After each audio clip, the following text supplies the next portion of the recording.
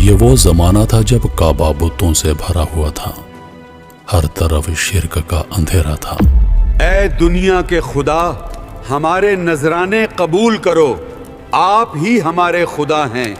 مکہ کے سردار ابو جہل اور ابو لہب اور قریش کے بڑے لوگ اپنی ضد اور تکبر میں ڈوبے ہوئے تھے۔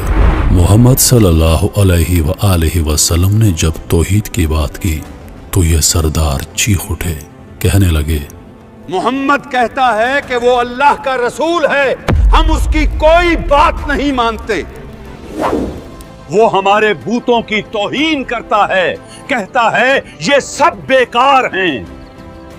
انسان ضد میں تھا، سردار انعام میں، اور مکہ کا معاشرہ گمراہی میں ڈوبا ہوا تھا۔ لیکن ان سب کے درمیان ایک اور مخلوق تھی جو نہ قریش کے ضد میں تھی نہ سرداروں کی انا میں، وہ صرف سچ کی تلاش میں تھی۔ وہ تھی جنات کی جماعت۔ جب قرآن کی آواز گونجی تو وہیں سے ان کی تلاش ختم ہوئی اور ہدایت کا دروازہ کھل گیا۔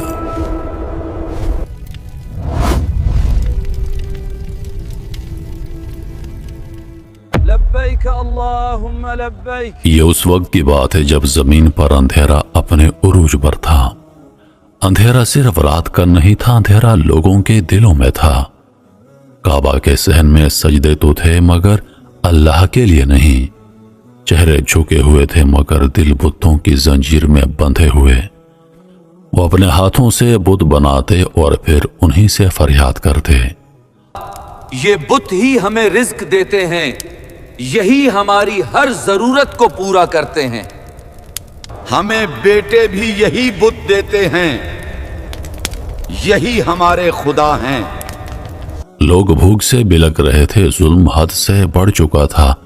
عورتیں اپنے بچوں کو بھوک سے روتا دیکھ کر آنکھیں بند کر لیتی اور مرد اپنے بے اختیار خداؤں سے چیخ چیخ کر کہتے، رحم کرو اے خدائے منات، ہم پر رحم کرو۔ وقت نیچے گزر رہا تھا مگر آسمان خاموش تھا۔ انسان نے اللہ کو چھوڑ دیا تھا، وہ مٹی سے تراشے ہوئے پتھروں کو اپنا خدا سمجھ بیٹھا تھا۔ کسی کے سامنے سونے کی زنجیر رکھی جاتی، کسی کے سامنے آٹے کا تھیلا، کسی کے سامنے دودھ کی مشک، اور کوئی بت کے چرنوں میں سوچے سمجھے بغیر اپنی بیٹی قربان کر دیتا، محض اس امید پر کہ شاید یہ خوش ہو جائے۔ اے دنیا کے خدا، ہمارے نذرانے قبول کرو، آپ ہی ہمارے خدا ہیں۔ کیا انسان اتنی پستی تک گر سکتا ہے؟ دنیا کے سب سے مقدس گھر کے آس پاس سب سے گندی عبادتیں ہونے لگیں۔ افراد کی تذلیل، غریبوں کی خرید و فروخت اور سب سے بڑا شرک۔ انسان نے انسان کو اپنا خدا بنا لیا تھا۔ جب ظلم حد سے بڑھ جاتا ہے تو اللہ کا نظام حرکت میں آتا ہے۔ ایک دن اسی سرزمین مکہ میں روشنی اتری، آسمانوں سے ایک آواز لگی، اقرا۔ زمین لرز اٹھی، فرشتے حیران اور آسمان پر روشنی کے پردے کھل گئے۔ محمد عربی صلی اللہ علیہ وآلہ وسلم کو نبوت عطا ہوئی۔ روشنی کا پہلا قطرہ تاریکی میں گر چکا تھا۔ رسول اللہ نے آواز بلند کی، ایک ایسی آواز جس نے پتھر دل قریش کو دہلا دیا، لا الہ الا اللہ کہو، نجات پالو۔ مگر لوگ چیخ اٹھے، ہمارے بتوں کو برا کہا، ہماری روایتوں کو چیلنج کیا، ہمارا نظام تلوار سے بھی مضبوط ہے۔ ان کی آنکھوں میں سوال نہیں تھا، صرف تکبر تھا۔ یہ کیسا نوجوان ہے جو ہمارے خداؤں کے سامنے سوال اٹھا رہا ہے؟ کیا تو نہیں جانتا یہ ہمارے محافظ ہیں؟ ایک رات مکہ کی تنگ گلیوں سے نکل کر اللہ کے رسول اور چند صحابہ مکہ سے باہر سفر پر نکلے۔ مقصد تھا قبیلہ عکاظ تک پہنچنا۔ رات ٹھنڈی تھی، ہوا میں عجیب سی خاموشی تھی۔ دنیا سو رہی تھی لیکن تقدیر بیدار ہو چکی تھی۔ ایک صحابی، یا رسول اللہ، کیا آپ دیکھ رہے ہیں؟ چاند آج کچھ زیادہ روشن ہے۔ چاند تو خود رسول اللہ کے چہرے سے روشنی لے رہا ہے۔ चांदनी रेत पर फैल रही थी और रेत पर चलने वालों के कदम तारीख लिख रहे थे। उन्हें मालूम न था कि इस रात उन्हें कौन सुन रहा है।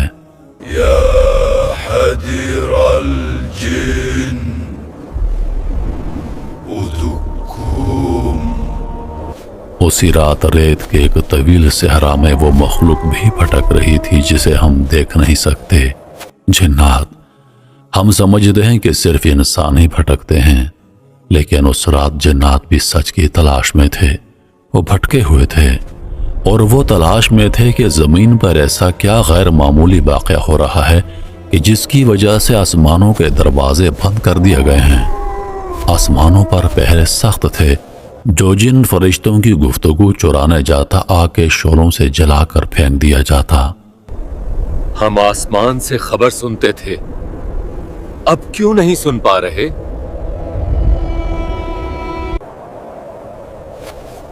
क्या जमीन पर कोई नई चीज नाजिल हो रही है? पहले उनके लिए आसमान खुला था। वो ऊपर जाते, फरिश्तों की बातें सुनते और जमीन पर वापस आकर जादूगरों, कहानों और नजूमियों को खबरें देते। मगर अब उनके हर रास्ते पर आग के मुहाफिज खड़े थे। आसमान पर एक नया कानून नाफिज हो चुका था। वही का आगाज हो चुका था और जब वही नाजिल होना शुरू होती है तो आसमान के दरवाजे बंद हो जाते हैं और आसमानी राजों की हिफाजत बढ़ जाती है। जिन्नात जमा हुए एक ने कहा, जमीन पर जरूर कोई अजीम वाक़या हो रहा है, ऐसा वाक़या जिसने हमारी दुनिया बदल दी है। दूसरे ने कहा, हमें जानना होगा, हमें तलाश करनी होगी कि वो कौन है जिसकी वजह से आसमानों के दरवाजे बंद हो गए। तीसरे ने कहा, चलो बिखर जाओ, जमीन के हर कोने में चले जाओ। और जिन्नात का काफिला जमीन में फैल गया। वो इंसानों को नजर नहीं आते थे, लेकिन इंसानों के करीब थे। देख रहे थे, सुनते रहे, जैसे कोई गैर महसूस सांसों में छुपा हो। रात गुजरती गई, सफर जारी रहा और फजर से कुछ पहले अल्लाह ने वो लम्हा लिख दिया जिसने जिन्नात और इंसान दोनों की तारीख बदलनी थी। रसूलुल्लाह ने क़याम किया। रेत नरम थी, हवा खनकी थी। सहाबा सफ में खड़े हो गए। रात और दिन के बीच का लम्हा था, खामोशी का वो लम्हा जहां दुआ सांसों से भी ज्यादा आहिस्ता निकलती है। नबी अलैहिस्सलाम ने नमाज शुरू की। कुरान की आवाज रेत पर नहीं, रूहों पर पड़ रही थी और जिन्नात उस आवाज की तरफ खींचे चले आए, बेइख्तियार, बिला इख्तियार, जैसे प्यासा पानी की तरफ दौड़ता है। ये आवाज कोई आम आवाज नहीं थी, ये अल्फाज कोई आम अल्फाज नहीं थे। यह कलाम कायनात के खालिक का कलाम था। जिन्नात लरज़ गए, उनकी दुनिया रुक गई, उनकी सांसें थम गईं। ये कौन सा कलाम है? ये दिल को क्यों काट रहा है? ये कलाम किसी इंसान का नहीं हो सकता, जरूर ये आसमान से उतारा गया कलाम है। जिन्नात की तारीख में पहली मर्तबा वो बेबस थे। वो समझ नहीं पा रहे थे कि आखिर वो कौन सी ताकत है जो उन्हें रोक रही है। वो कौन सा राज है जो आसमान महफूज कर रहा है, और सबसे बढ़कर वो कौन है जिसकी आमद से पहले आसमान की छत पर इतनी सख्त पहरादारी लगा दी गई है। आखिर कौन सा नूर जमीन पर उतरने वाला है जिससे शैतान और जिन्नात की दुनिया लरस गई है। ये कैसी आवाज है? ये आसमान जैसी क्यों लगती है? वो करीब आए, नीचे देखा, एक इंसान एक पाक वजूद मट्टी पर खालिक के सामने सजदा रेज़ था और उसकी जबान से कलाम उतर रहा था। वो कलाम जो पहली बार जमीन पर पढ़ा जा रहा था, जो आसमानों से उतरा था और जिसने जिन्नात के दिलों को लर्जा दिया था। ये वो कलाम नहीं जो इंसान बोलते हैं, ये कलाम आसमानों का लगता है। उसी रात जन्नात को जवाब मिल गया कि आसमान क्यों बंद हुआ था, आग का पहरा क्यों लगाया गया था, सितारे क्यों जलने लगे थे, क्योंकि मोहम्मद सल्लल्लाहु अलैहि वसल्लम पर वही उतर चुकी थी। जिन्नात के कदम जमी हुई रेत पर जैसे पत्थर बन गए थे। उनके वजूद से साकत सांसें जैसे किसी ने छीन ली हों। सहरा के गहरे अंधेरे में वो नूरानी अल्फाज बह रहे थे, جو پتھروں کو نرم کر دیتے ہیں، دلوں کی زنجیروں کو توڑ دیتے ہیں اور جنات کی تاریخ ہمیشہ کے لیے بدل دینے والے تھے۔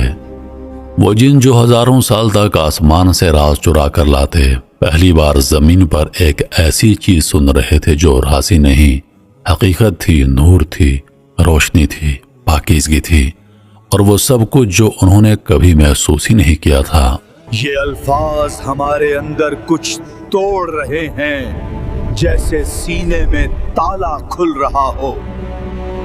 قرآن کی ایک ایک آیت جنات کے دلوں میں داخل ہوتی گئی۔ وہ پیچھے ہٹنا چاہتے تھے مگر ان کے قدم جیسے زمین نے پکڑ لیے ہوں۔ ہم نے ایسا کلام کبھی نہیں سنا، نہ آسمان پر اور نہ زمین پر۔ یہ آواز نہیں، یہ روشنی ہے۔ آخرکار وہ لمحہ آیا جب قرآن کی تلاوت ختم ہوئی اور خاموشی نے پوری وادی کو ڈھانپ لیا۔ خاموشی، لیکن ایسی جس میں سکون تھا اور ہلچل بھی، نور تھا اور لرزش بھی۔ جنات اب سمجھ چکے تھے کہ ان کے سوال کا جواب مل چکا ہے۔ آسمان اس لیے بند تھا کیونکہ محمد صلی اللہ علیہ وآلہ وسلم زمین پر آ چکے تھے۔ چلو جلدی لوٹ چلو، ہمیں اپنی قوم کو بتانا ہے کہ زمین پر کیا اتر چکا ہے۔ وہ فوراً اپنی پوری قوم کی طرف روانہ ہوئے۔ ریت پر تیز رفتار دوڑ، ہواؤں کی سرسراہٹ اور قدموں کے گرد کے بگولے، ان کے دلوں میں وہی جملہ دھڑک رہا تھا، ہم نے ایک عجیب قرآن سنا ہے۔ تم لوگ آسمان کے دروازے بند ہونے کا سبب جاننا چاہتے تھے، ہم کو پتہ چل گیا۔ عرب کے قریش قبیلے میں رسول آ چکے ہیں، ان کا نام محمد ہے، وہ سچے رسول ہیں۔ وہ جن جو کبھی تکبر کی پہاڑیوں پر کھڑے تھے، آج قرآن کے سامنے جھک چکے تھے۔ جن کی زندگی کا مرکز صرف طاقت تھی، آج ان کے وجود کی بنیاد بدل چکی تھی۔ یہ قرآن صرف انسانوں کے لیے نہیں، جنات کے لیے بھی اترا تھا۔ جب نبی کریم صلی اللہ علیہ وآلہ وسلم نے تلاوت مکمل فرمائی تو جنات ایک دوسرے سے کہنے لگے، خاموش رہو، غور سے سنو، یہ وہ کلام ہے جو ہم نے کبھی سنا نہ تھا۔ آپ صلی اللہ علیہ وآلہ وسلم کی تلاوت ختم ہو چکی تھی۔